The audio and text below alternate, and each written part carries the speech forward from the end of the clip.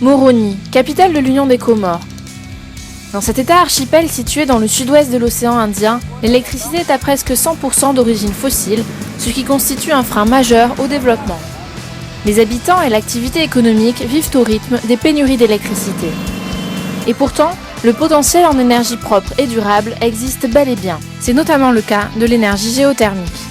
Ici, il y a un volcan qui est extrêmement actif, le Karthala, et donc l'idée de ce projet, c'est de voir est-ce qu'il y a un potentiel géothermique sur ce volcan, est-ce qu'on peut utiliser le Karthala pour produire de l'électricité aux Comores. Et l'idée fait son chemin.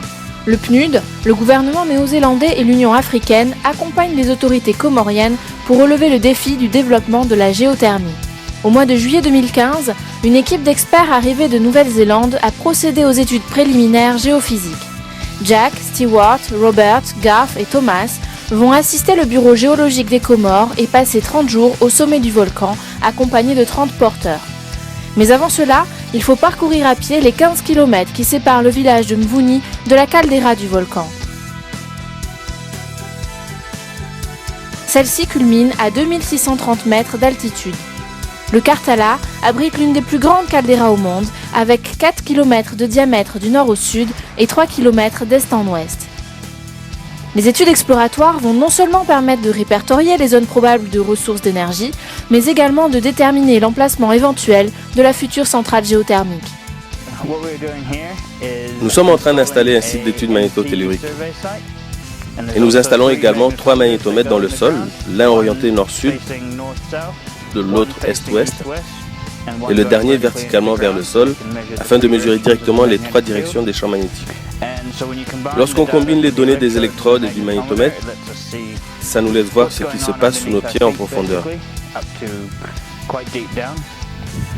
Nous installons tout le matériel ici pour la nuit et nous reviendrons demain le chercher pour le déplacer sur un autre site.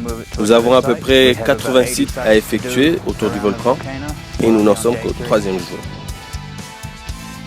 Les études de surface qu'on a réalisées pendant le mois de juillet nous ont donné des données de meilleure qualité et qui restent prometteuses. Donc au début, on est parti sur l'idée de trouver 10 mégas. Donc les meilleures données qu'on a eues nous montrent qu'on peut aller jusqu'à 40 mégas et pourquoi pas 50 mégas. Le gouvernement comorien, par la géothermie, est aujourd'hui engagé parce qu'il sait que c'est l'énergie de demain, mais il sait aussi que c'est une énergie qui nous permettra aujourd'hui de capitaliser tout ce qui est investissement, mais aussi booster notre économie.